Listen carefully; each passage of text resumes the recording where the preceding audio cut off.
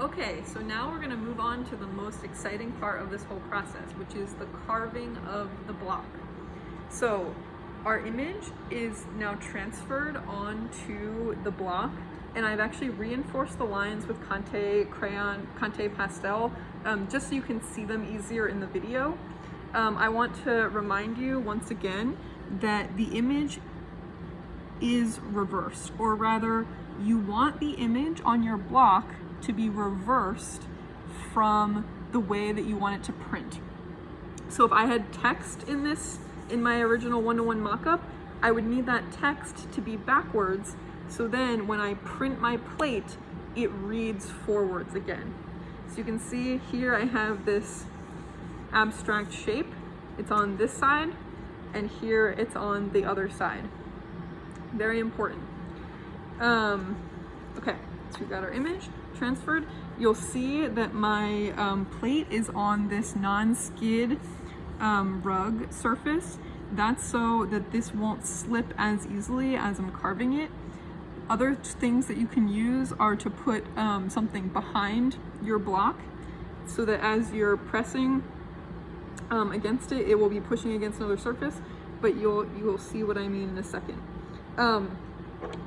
For ease of use, I've assembled these different carving handles with each of the different tips in them to kind of show you the variety of marks that we can get from each tip. But you can just as easily, when you're carving, switch out the blades as you need them. So the one other thing I want to show you from my original mock-up is the way that I'm thinking about how I'm going to carve these marks. So for this shape, I'm thinking about just carving a white outline. Whereas for this shape, I really want the contour lines to be the thing that are present, and so on and so forth. So I really want you to start to think about this and how you want your lines, if you want them to be more expressive or more of an outline in the way that you carve them. So here we go. I'm going to start with it this way. And a very important safety tip is you never, ever, ever want your hand in front of this tool. So I'm going to always carefully hold my block from one corner or from behind wherever my other hand is. And then I'm going to engage my tool in the block. And you can see that the angle, or maybe you can see the angle of my tool to the block is relatively parallel, right? If I want it to be a slightly deeper, wider line, then I can dig deeper. But if I end up with my blade at an angle like this, it's not going anywhere. It's not doing anything. So I need it to be able to glide and push forward with pressure from my palm. So you can have the tool in your palm like this, and then use your whole body to push forward. I happen to be standing here, and that's actually quite a good way to work. But even if you're sitting, you want to be really pushing your whole arm forward. So you can see I've carved what will become a white line. This is a relief process, meaning everything that remains in relief, remains raised up, that's what's going to print. And so in addition to reversing the image, mirroring the image, we're also sort of reversing the positive and negative space, the way that we see the lines as we're carving. Okay, so you can see, especially here, where the Sharpie is, that's what that line is going to look like when it prints. Maybe I decide that I really, the line weight is just too similar as I'm moving around. So I'm going to come back in and make it wider in certain areas.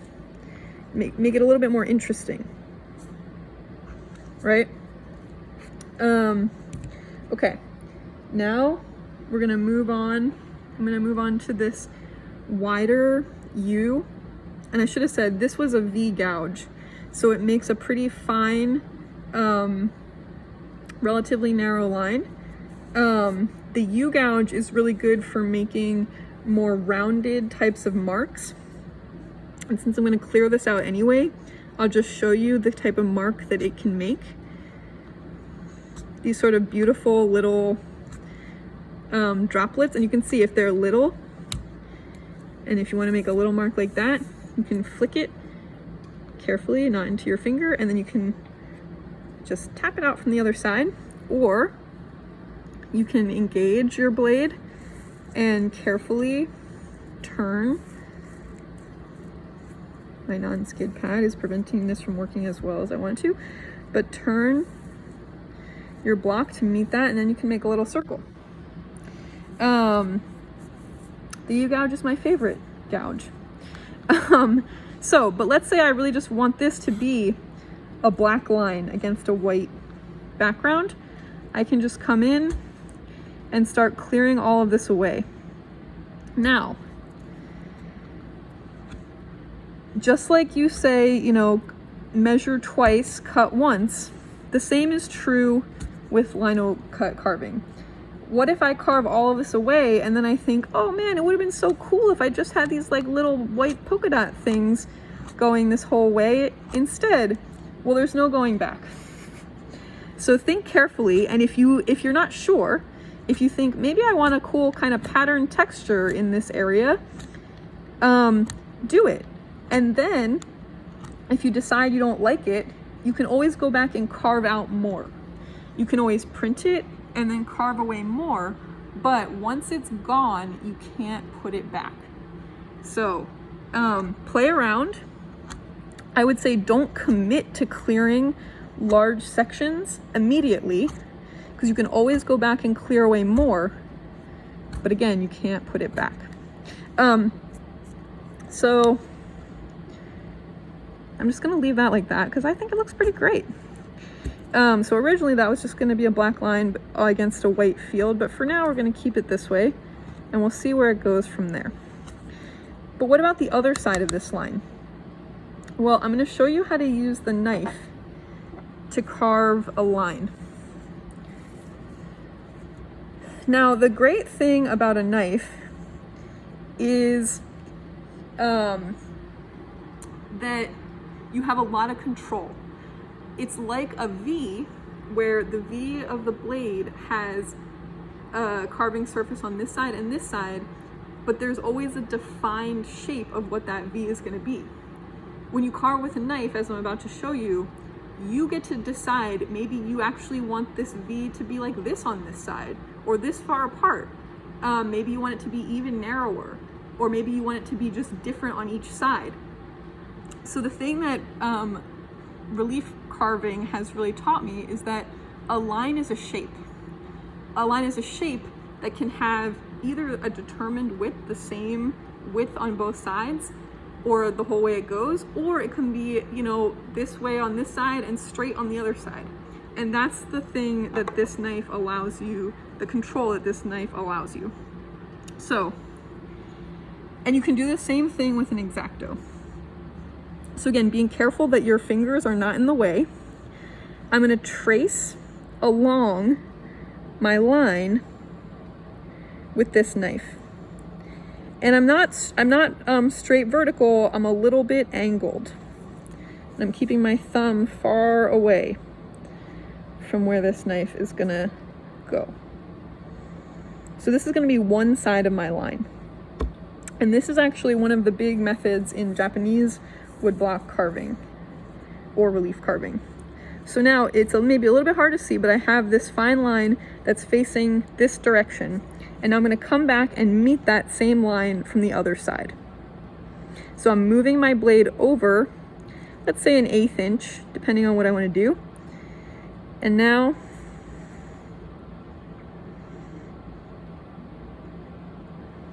I have to focus.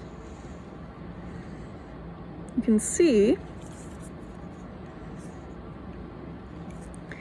that material is now meeting in the center. Those two separate lines are meeting in the center, and you can clear away that material in between.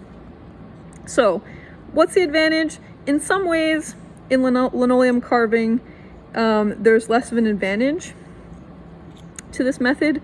But again, if I decide I want to come in and carve that shape out, I can really decide what I want this line to look like, and it's not the tool that's making me decide that. And again, that's also a reason I wanted to show you, is that that's the main method for carving in a Japanese woodblock. So now I've got what's going to print as, in the middle here, this sort of pretty wide line that's going to print black or whatever color my ink is. And on either side here, I've got sort of a plain white field if my paper is white. And on this side, I've got this kind of crazy line that's going to print white, but it has sort of an energy and a different effect. Okay. Next, I've showed you some expressive carving, and that's kind of where that's what I end up doing a lot of. I don't end up doing as much of drawing a line and tracing around that line, but that's perfectly fine to do. So here I have drawn just something to indicate that I want to make a kind of texture. And in this case, it's going to be sort of a beard-like texture. And so to do that, oops, I slipped. I'm going to take this tool and I'm going to do basically what I did on the other side, but this was a very wide U and this is a tiny narrow V. And so I'm just going to take my tool and make these somewhat hair-like. And actually, because that I'm realizing that that's slipping, I'm going to go from the other direction so that if those slips look like that, I don't care. You can print these teeny tiny delicate marks. You just have to make sure when we do the inking that you don't fill them in with ink. And the reason I want to make sure to point out this tool is you can always, with a V, you can always, even a wide V, you can always make a little mark. If you're careful, you don't have to engage it super deep. You don't have to make a mark like this. It's unscrewing. You can make a shallow mark. But with this really small V, you can make even shallower marks. You can make really tiny, delicate marks, but you can't make a super, super wide mark. So I don't know how well you can see it, but you don't want the blade, the top of this blade, to dig underneath, fully underneath the surface of the plate. If it does, then when you come out the other side, it's just going to tear, and it's not really going to make a mark. It's just going to tear the linoleum apart, if you could even go that deep. And so in some ways, this tool, I find it to be a little bit less versatile because it can make really, really fine details, but it can't go beyond that.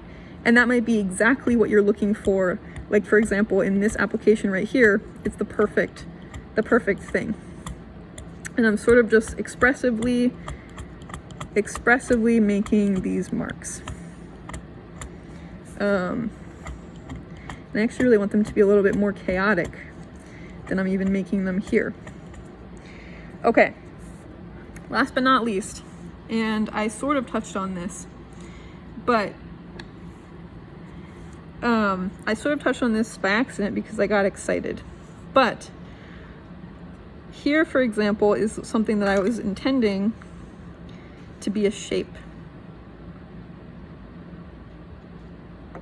And it is a shape. So I'm just going to outline this shape.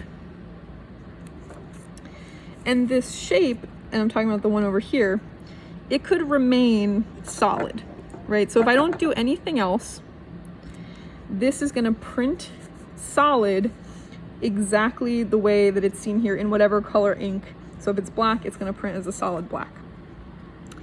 But again, with our very versatile tools, we could leave it that way, or we could play around with creating other shapes, other lines, other ideas. So one idea I had was that maybe this could be like a pinstripe, and it could start with, well, you'll see. So I'm gonna move this tool and I'm having it start with a really light line weight, and then it's gonna get deeper, and then it's gonna go lighter and darker as we go. And if I start to do that really consciously,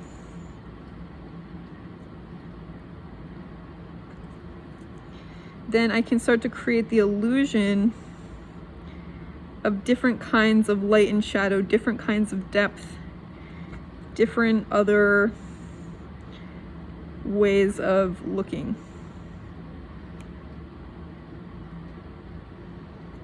And so my thinking was, I could make these sort of stripes that at different points created different types of illusions. And so instead of this being a flat shape, it starts to be another kind of mark, another kind of visual field. Okay, so I think that shows you that there's a lot of ways that you can play around with your carving. And that's why I think it's the most fun part, because even once you create an image and you spend all this time and you think you know what the image is going to look like, in the end, the carving, the way you carve it, the decisions you make can completely change even what you thought that you wanted in the original image. All right, I'm excited to see what you come up with. So after all of that carving, I just want to go back and give a couple more safety tips for making sure that you're using the tools properly and that you're carving as safely as you can. Right now in front of me, earlier when I was carving, there was a non-skid mat, which works really well for helping to carve. There's another thing called a bench hook, which in this case hooks onto the table and has another piece of wood that you can stick your plate against, so that as you are carving into it, it's receiving pressure and you don't have to worry about it sliding anywhere, because it's never going to move. It's always just going to hit this piece of wood. Now, if you don't have a bench hook, but maybe you have a table that's against a wall, that can work really well, or something. But as you can see here, my block is small and my bench hook is really long. So I'm just gonna show you that you can take wood or even books or boxes or things that are that you won't have to worry about too much, and you can use that to shorten the distance from the wall or the stable thing that you want to put pressure against, and then you'll have another thing to put pressure against. So that's the first thing. The other thing is, along those same lines, when I'm carving, I really want to have the ability to use my whole body to do the carving. Just like when David was cutting the linoleum and using his whole arm to do that cut, here I want to be able to use my whole body and not just like my fingers or my wrist or any one part. So in order to do that, I'm going to put this tool in my palm, and that's really going to allow me to push my whole weight against this arm to move this forward. And especially as this is pushing against the wood, it's going really smoothly. For other tools or for other instances, you might want to hold it more like a pen. I'm thinking especially like the X-Acto knife or the knife blade for this. In that case, I might actually hold it like this. I'm not going to switch the blade right now, but I might hold it like this, and that allows me to give a lot of pressure. And you can actually see I'm using two hands. I'm using two hands, one hand to hold and one hand to guide. That also ensures that, once again, my non-dominant, my non-carving hand is not in the path of my tool. That's really important. You always want to be very aware. Keep your thumb close to your hand. The thumb is the one that kind of like gets off and gets itself in trouble. So you can see here I carved a straight line away from my body. Now, what if I want to carve, I want to widen this curved line? What do I do then? Well, again, here I'm going to turn my body so that it's still parallel, so it's still giving pressure against this spot.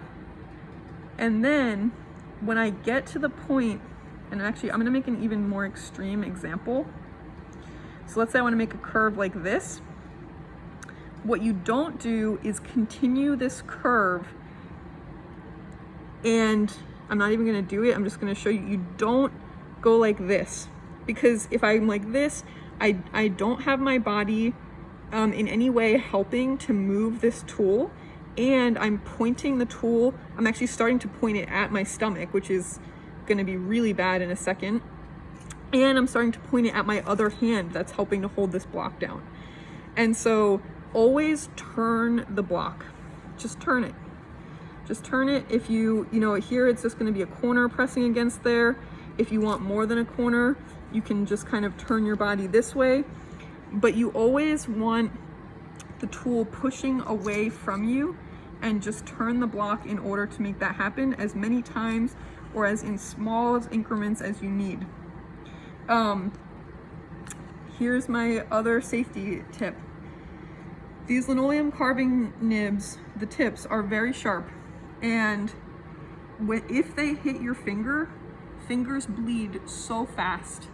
They just give you a puncture wound and they just bleed everywhere. It's not necessarily that bad of a cut, but it makes a mess and it's very scary looking. So always hold your hand up if you do that. Blood will drain down, but more importantly, don't do that, and just keep your hand behind the tool, carve straight or away from your body and away from your hand, and that's it.